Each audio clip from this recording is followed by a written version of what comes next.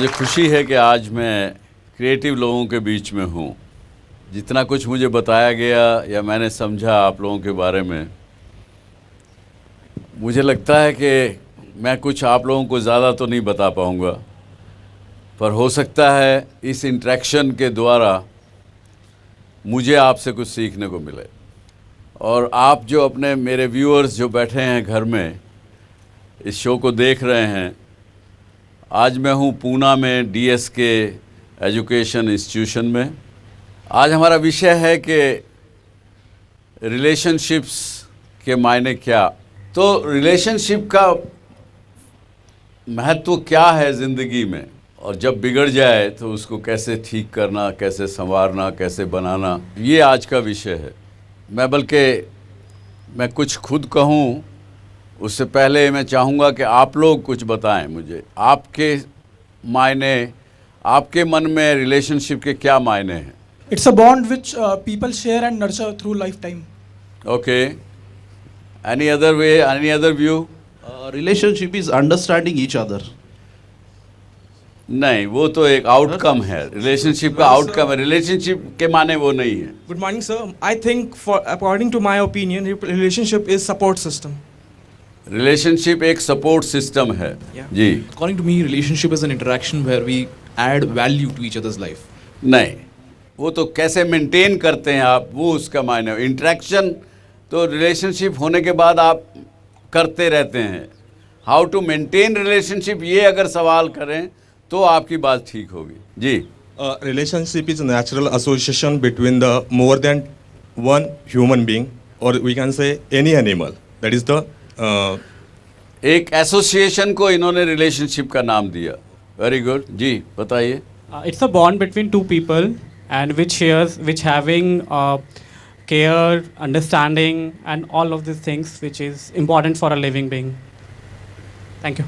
बिल्कुल अच्छा कहा आपने। We can say it is an abstraction belonging to or a characteristic between two entities, or between here. Now we're sitting here in front of you. This is also a relationship between you and us. This is like an abstract.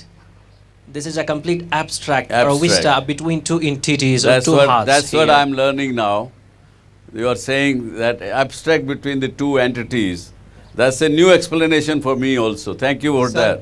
ये एक छोटा सा हमने नमूना देखा कि relationship क्या है, रिलेशनशिप के मायने क्या हैं, और अलग अलग विचार जब सुनेंगे आदमी, अब दूसरे का एक्सप्लेनेशन सुनेगा तो कुछ ना कुछ हमको सीखने को मिलेगा। आज मैं आपको, और ख़ासकर हमारे व्यूअर्स जो घर में बैठे शो देख रहे हैं, आपको एक ऐसे आदमी से मिलाना चाहूँगा जिस व्यक्ति ने रिलेशनशिप के आधार पर अपनी ज़िंदगी बनाई। इस व्यक्ति ने जो कि अपने जवानी में जब उसने ज़िंदगी के सफ़र शुरू किया, बहुत एक छोटे काम से शुरू किया। पुराने ज़माने में पुराने जो टेलीफोन आते थे तो उसका माउथ स्पीकर जो होता था उसमें आदमी का श्वास और सब कुछ जाता था। इसने शुरू की अपनी ज़िंदगी उस माउथ पीस को, फ़ोन को साफ़ करके उसमें थोड़ा सा सेंट लगा देने की, और वहीं उसको देखिए कितनी मज़े की बात है, वहीं उसको रिलेशनशिप में एक दूसरी लड़की जो वो भी एक ऐसा ही काम करती थी, साइकिल पर जाके वो मिली, जो बाद में उनकी धर्मपत्नी बनी। आज ये क्लेम करते हैं कि इन्होंने ज़िंदगी में जब महालक्ष्मी की कृपा हुई उनके ऊपर, इन्होंने लगभग 40,000 लोगों को रहने के मकान दिए, और इनका ये कहना है कि वो सबसे रिलेशनशिप रखे हुए हैं। ना कि रिलेशनशिप रखे हुए हैं, लेकिन ये साथ में ये भी कहते हैं कि मैं जी अपने ग्राहकों की पॉकेट में हाथ डाल के पैसा नहीं निकालता, बल्कि उनके नेटवर्क को इस्तेमाल करता हूँ, जिससे मेरा कारोबार दिन दुगना रात चौगुना बढ़ता है। What a way of successful, being success. Friends, I am presenting you Mr. D.S. Kulkarni. Please give a big hand to Mr. D.S. Kulkarni.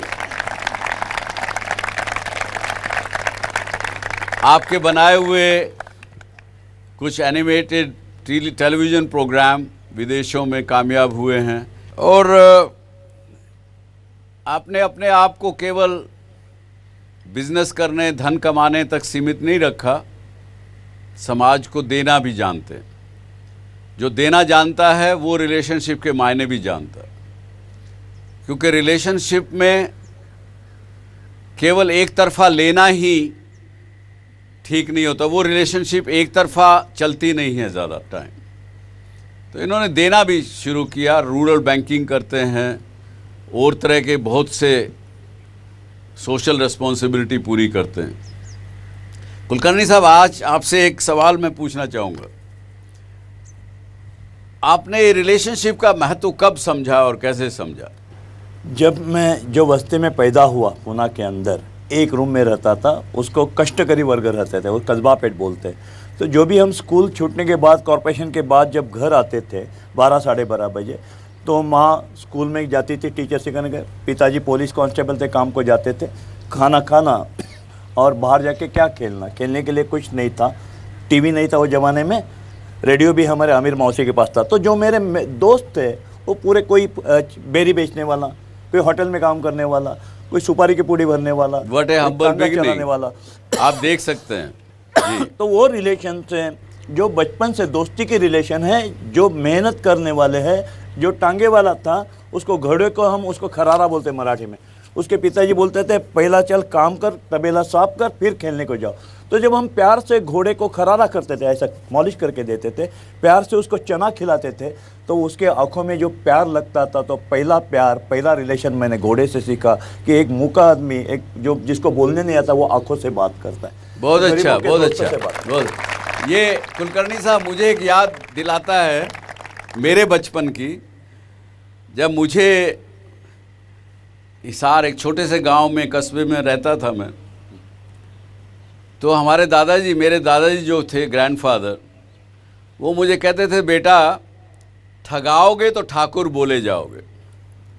North India में एक भाषा है, जो आदमी मजबूत और जो ताकतवर और साथ में सबसे जिसको प्रेम होता है, उसको जब कहते हैं तो एक प्रेम से उसको ठाकुर कहते हैं।